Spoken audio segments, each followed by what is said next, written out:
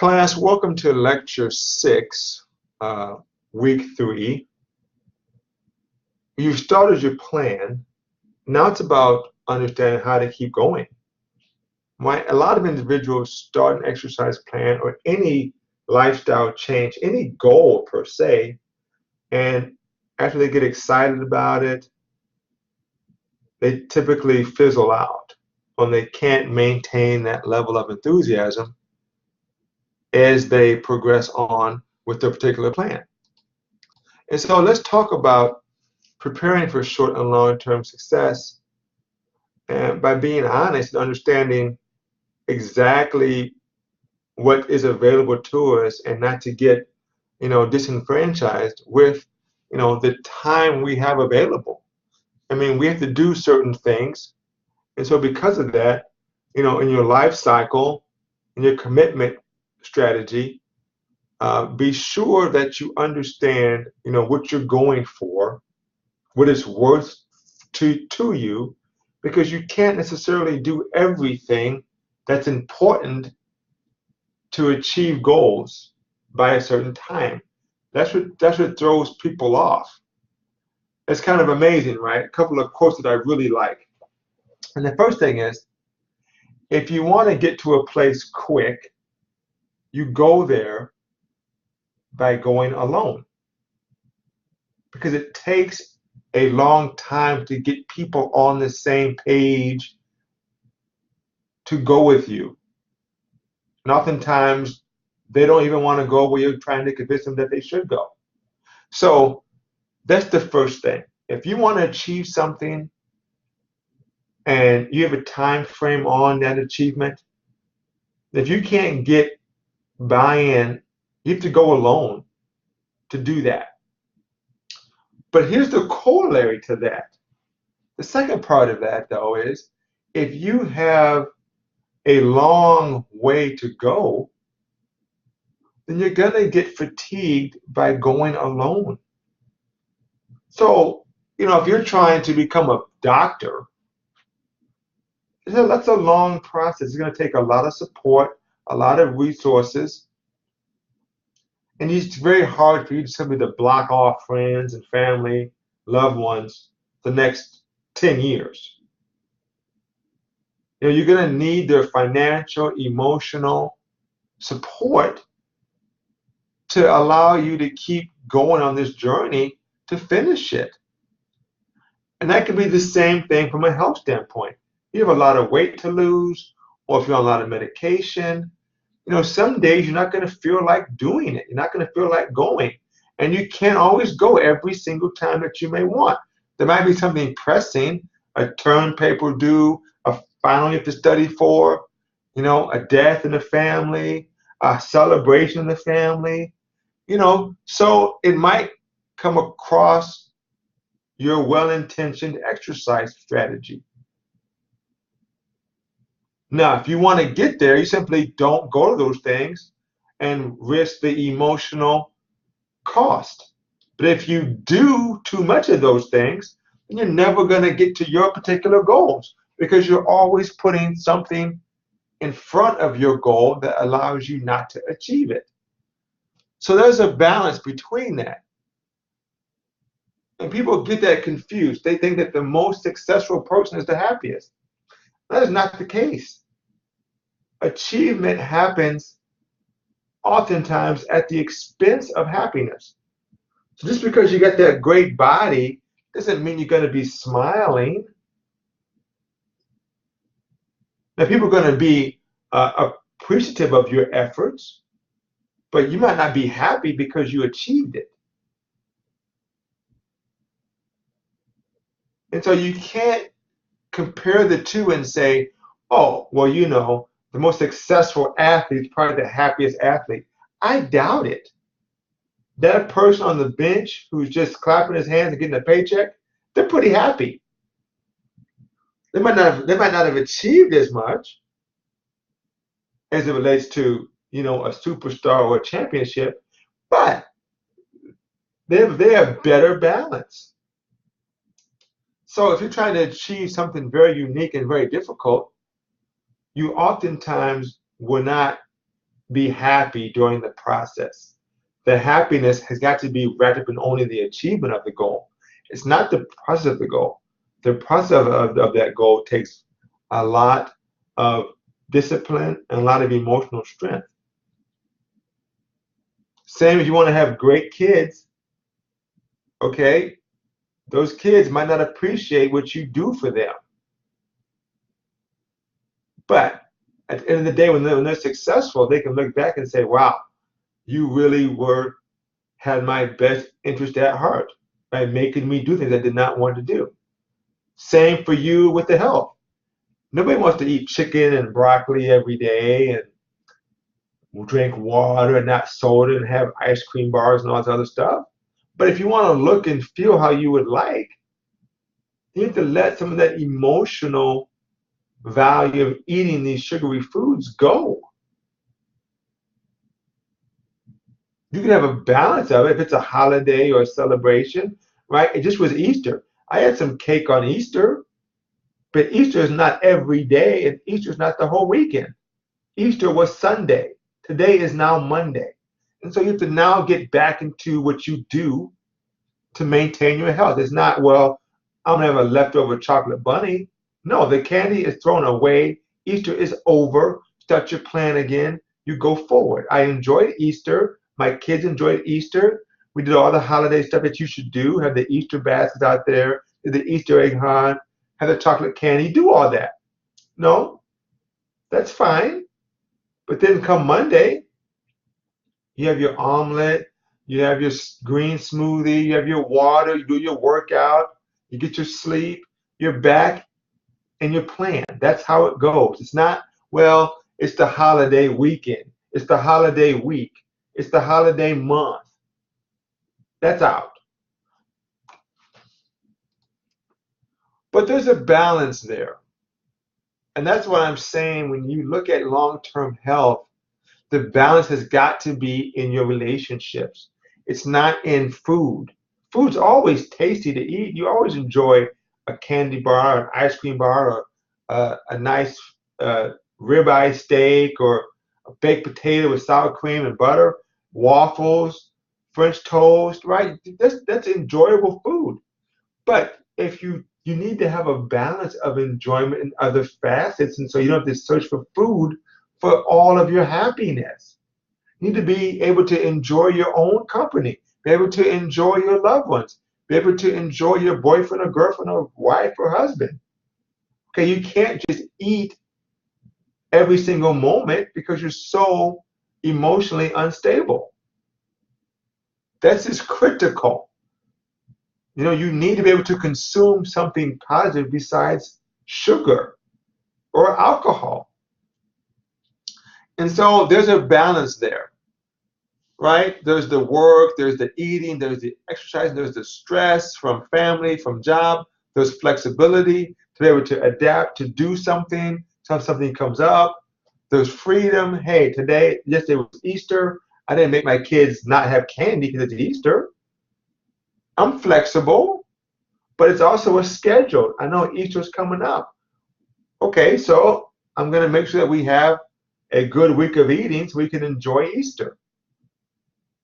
You know, I like, you know, and you have to go to work, but make sure you recover and enjoy and recreate. Spend the off days with people who are important to you. You got to work 8-10 hours. You got to go to college. So spend some off time with people who you want to be around to recharge yourself. Eat your 3 meals and fast the other time. You can't eat all the time. And you use the discipline you have so you can enjoy yourself when you want. You work hard, you save money so you can spend it on what you want. If you throw your money away, you never get what you want. So this is the same thing. You conserve your health so you can enjoy the things and the people you want. You don't use your health to isolate yourself from the people you love. You don't go to the holidays and say, Mom, I'm not going to eat your pie. Grandma, I'm not going to eat this dessert. I'm on my fitness program. No, it's your grandmother, it's your mother, it's your wife, it's your kid's birthday. You enjoy those events.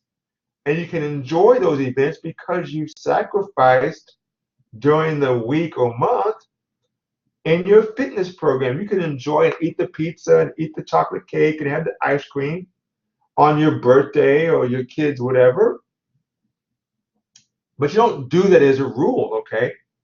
Then eating like that, it destroys you and isolates you from the people you love because you die early and lose your function.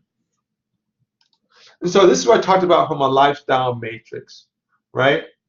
Understanding what's available to you. You put these things in your day. You just make it. This is kind of this is my matrix actually. And so this is kind of how mine looks. You know, your day is allocated and you have to assess, you know, is your life going the way that you think it should go? If it isn't, you have to adjust your resources, and your time is your biggest resource. And so if things aren't what you want them to be, then you allocate a different amount of resource to that, and so you can change it. But you got to measure how much you put into it to begin with. And you measure what's available to you. It's just that simple. You have a weekday time, and then you want to make sure that you have a weekend time. And so you can invest in things that are important to you, things that you need to maintain, the people you want, the health you want, the job you want. All right, and then let's get into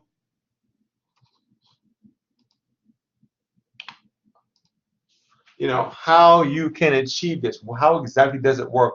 This is from President Eisenhower, and Stephen Covey popularized this with the Effective Habits book that he wrote. But you basically have these 4 quadrants, and this is how people spend their time.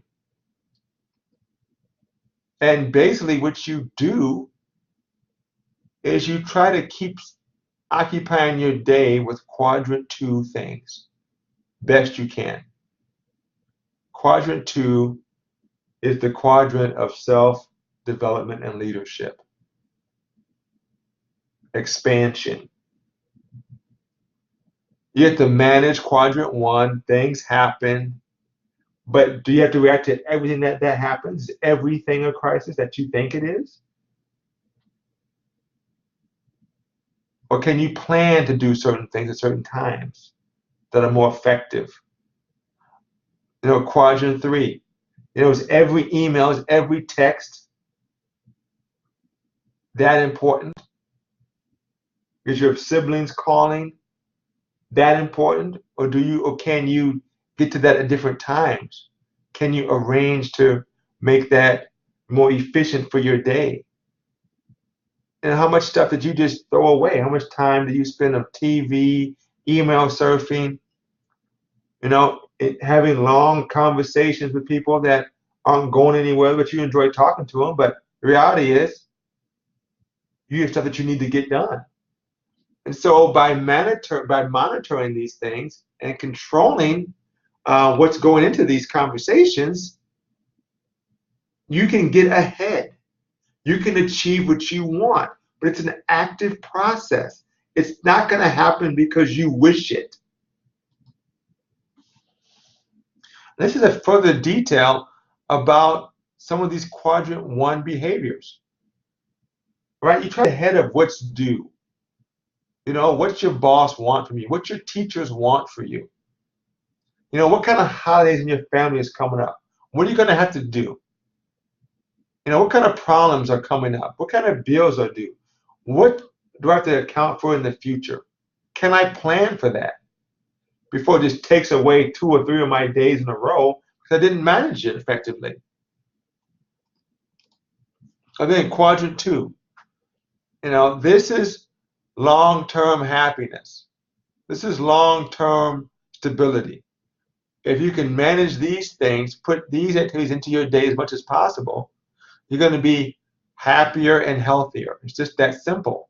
But most people shorten these activities and they end up losing their health, losing their marriage, kids not loving them or appreciating them. They don't develop. They get fired from their job. They get outdated, and they don't take meaningful vacations. They go back on vacation, they come back to their job, and they can't tell you if they enjoyed themselves or they didn't. Everything bleeds into the other thing. Hey, how was your time away? I don't know. It was okay. It was basic. Versus planning an experience you can enjoy. So quadrant 2 is your focus. It should be your goal. Quadrant 3, again, it seems like it's good.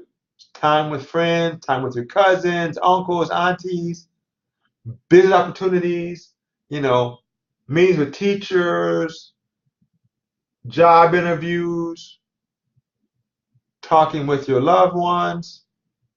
But when these things are not structured and there's not a certain amount of definitive time allocated, they waste a lot of your productive capacity. You only have so much time, just a fact. And then this category, to just complete and total elimination, or at least at a minimum, severely restrict, because you only have so much time to achieve something, and these different things are not allowing you to do so. So, summarizing this ability, right? How can I maintain my success? How do I keep my health plan going? How do I keep everything going? And the reality is you don't keep everything going. You only keep certain things going. Other stuff has to fall away. It's just how it goes. Achievement is physically uncomfortable. It's emotionally painful. You're in college. You're not at home. It's not convenient, right? You're not with your high school friends anymore. You might not be with your boyfriend or girlfriend right now, right? You're in a period of self-development. It's not necessarily the most comfortable position for you to be in, but it allows you to grow, allows you to try different things, learn from them. And so that's the rule number 1. Rule number 2, if you want a different outcome, guess what? You have to be different. And so you have to grow mentally, emotionally, physically, mentally. What do you think about? What do you believe? What's the possibilities? Can you change your blueprint? Emotionally, you have to develop the character that it takes to achieve what you want. Surround yourself with better people. If you're the best person in your group, you need to get a better group. You want to be reaching. You want people to support you. If people can't see a positive future for you, then you need to replace those people. Oh, you're overweight. Oh, you're not going to make it. You're unintelligent. You can never achieve that. You don't need that. You need people who are for you. You can make it. I believe in you. You can do that. You're talented. That kind of talk is instrumental in achievement. Tearing yourself down with quote unquote loved ones, hey, that's out. And don't forget that when you look at long-term success, it's always accompanied by failures. Being great takes time. You have to try different things. And that's when you need the positive self-talk and the mental frame to understand life's going to happen. There's going to be things you can't control that set you back. In my personal practice, I have a lot of millionaire clients, about 35 millionaire clients that I see. And I didn't understand that people who have achieved things go through the same things that people who haven't achieved. I thought that they had a different life, that no one ever died. They always got it right the first time, never got dumped by a boyfriend or girlfriend. Their businesses never went bankrupt. Turns out this happened to all these people, but they overcame it. Life is going to happen to you. You need to have the right mental frame to learn from it and get better. As you go on your journey, you're going to get breaks. You just don't know when you're going to get them. Could be early, could be middle, could be late. You don't know, but you're going to get them. So you got to hang tight, stay committed to a process, stay into it, and then look for your opening to strike. Somebody's going to help you out along the way. It's going to be instrumental. You commit yourself to a process. Then, as I always say, it's ongoing support. It might be your parent, it might be your spouse, it might be a boss, a mentor, it might be a coach, it might be where you live with community access, different programs that happen to be where you are. But you're going to need ongoing support. Look for that. Seek that out. People like to help people that are committed to a goal. So, stay committed, group. Review this PowerPoint. It's one of my favorite ones. The choice is easy to make. The decision is difficult. The long-term commitment to what you want is hard to do. But everybody gets excited about picking a major or going on a date or wanting to wear certain clothes. But committing to the process to not just date, but to marry, or not just pick the clothes or put the clothes on, that is what people have a struggle with, because you have to say no a lot to what you enjoy to complete the process. All right, thank you very much.